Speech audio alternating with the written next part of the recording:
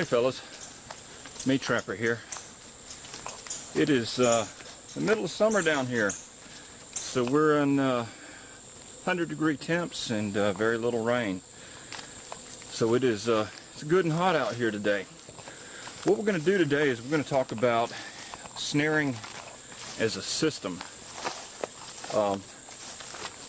Recently on Trapping Radio, Clint Locklear's Trapping Radio, there was a trapper from Louisiana, and he was describing his snaring system where he used 1/8-inch cable and he constructed an H-style snare support out of river cane, and he was trapping coyotes with it. And the more I listened to it, the more I thought that I could adapt parts of his system to my system for beaver, especially the river cane snare support. I thought it sounded good, but in reality what you'll see is that with snaring, everything has to work together as a system. You can't simply switch this component out for that component and expect it to work. In his case, his system works for him because he's using 7x7 cable, he's using 1/8-inch diameter cable, but on my snares I'm using 5/64-inch cable, and I'm also using 1x19 twist instead of 7x7 twist. That makes a difference. Also, I load my snares. My snares are highly loaded so that they fire at the slightest twitch. And you're going to find out that my snare does not work with his cable support. It all has to fit together as a system. So let's take a look. Okay, to demonstrate, we're going to set our snare in this little dry ditch right here. Come wintertime, this is going to be full of water. This would be a good place to trap beaver. So the system that the fellow was using was he was taking river cane, making an H support, and he was using electrical tape to tape the H support together and to suspend the snare. The idea being the animal would be forced through the H support into the snare. It worked very well for him. So let's take a look and see how it works with my system and my snares. Now this system is very simple. All you need is your snare, and as you know, my snares always come with an extension cable and an earth anchor on it, already set, ready to go. You need your snare, roll of electrical tape, and 2 pieces of river cane. And for those of you who may not be familiar with river cane, it's sort of like a small bamboo. It's just like a reed, and it grows everywhere along damp environments down here along creek banks in the swamp. And the idea was that he could pick a bunch of these river cane. They're very lightweight. Of course, they're free, so they don't cost anything. And he could pack a lot of snare supports, and he can customize the snare support as wide or as high or as low as he needed. And so it sounded like a great system, and I thought I would give it a try. So first, let me show you how to connect or construct the H support. Okay, the first thing we want to do is put our uprights in place. So I'm simply going to push the river cane down in to the dirt. First thing you're going to notice is this ground it's not exactly mud, but it of course is not gravel, and it's not hard pack. So the first thing you got to realize about a system like this is you're going to have soft ground. So if you're snaring in frozen ground or ground that is heavily rocky or graveled, this is probably not going to work for you. But he was from Louisiana. He's trapping in the swamp, snaring in the swamp like this, and you can see I can push this river cane right into the ground.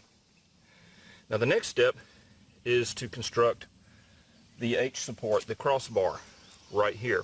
And what we're going to do is we're going to use our electrical tape to tape that in, and we want to adjust our height accordingly. So I'm going to put mine about right here.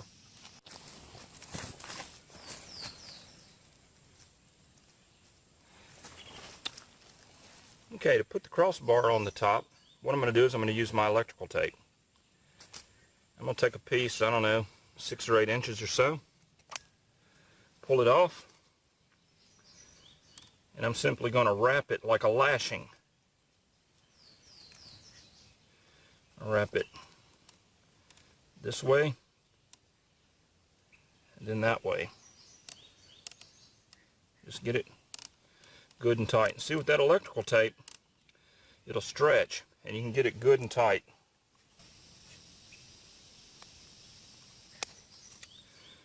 Now we'll do the other side.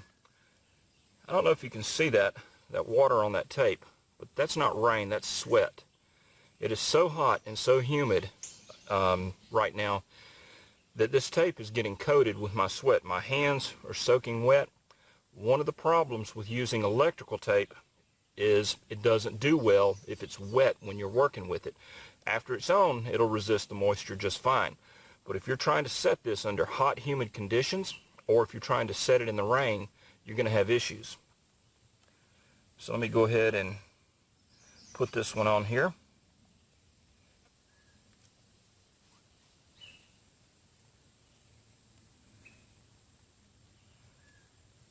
I'll get it good and tight. And now there's my H support. The next step is to hang the snare from the top bar right here. And this is where my snare is going to run into problems. Okay, the next step is to hang the snare.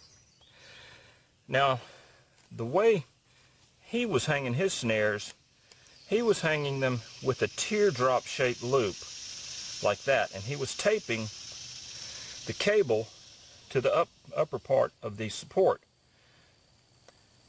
My snares, which are made out of the 1x19 cable, and they're also loaded so that they fire at the slightest touch, I can't do that.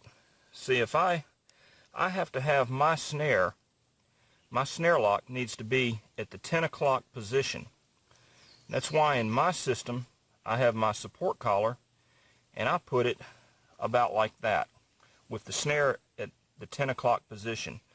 In this system, you're going to have your snare lock at the 12 o'clock position so that you can tape back.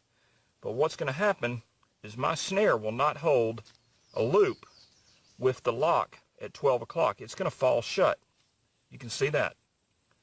There is no way that I can have my loop and I can attach it there. My snare is simply not going to stay open.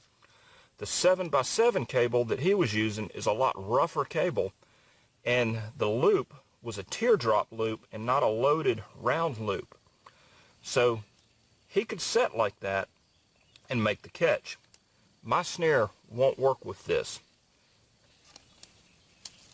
What I would have to do is I would have to try and tape over here somewhere, and you can see it's just not going to work. I can get it about like that, and that's probably the best that I can do, but there's too much problems in there. So let me go ahead and tape this up and I'll show you.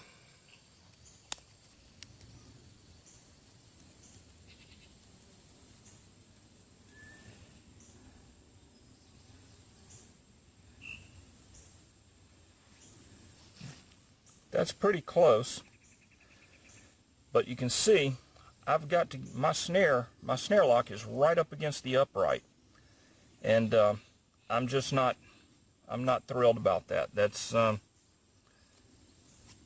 not something that I like. There's too much potential for this snare to fire accidentally, whether wind blowing, whether an animal touches the upright or something. And I just don't like that lock rubbing up against the upright like that. And if I bring it over, it's just, I don't know. I think this shows why snaring is a system. It's not just the snare support, or it's not just using electrical tape. It all has to work together. The type of snare cable that you're using, the diameter of the snare cable, the type of support, and the way that you affix it to the support. You can see this has to all work together as a system. Now, I'm going to keep this in my bag of tricks as a backup system, to where if I didn't have a fiberglass pole with me, or if I were out, I could construct this out of river cane. I could simply cut some sticks and hammer some sticks into the ground to make this. So this is going to go into my bag as a backup method, but it's not going to go into my bag as my primary system, because I would have to switch the cable that I use. I would have to make teardrop loops instead of loaded loops, and I'm just not ready to make that switch. My system has worked well for me, and I'm going to stick with it, but this is going to be a backup.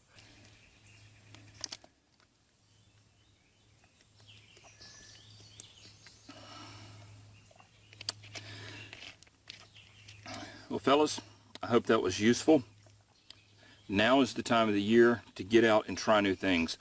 If you're thinking about going to a different type of trap, a different type of set, different type of snare support, if there's anything that you're interested in trying out new, get out there and try it now. Learn your lessons now. If I had waited till trapping season had rolled around and I had gone out and I had cut a bunch of river cane and decided that that was what I was going to use, if I had gotten rid of all of my fiberglass snare support poles, I would have not been a happy camper come trapping season, especially given the moisture aspect with the electrical tape. One thing about trapping beaver is you're going to be wet. There's no way around that. So just keep in mind that every system is a system. It has a lot of components. You need to make sure they all work together, and you need to make sure it works in your area. This is a great system for dry land snaring in the swamps. Not so much for beaver or what I'm doing, or with the type of cable that I'm using.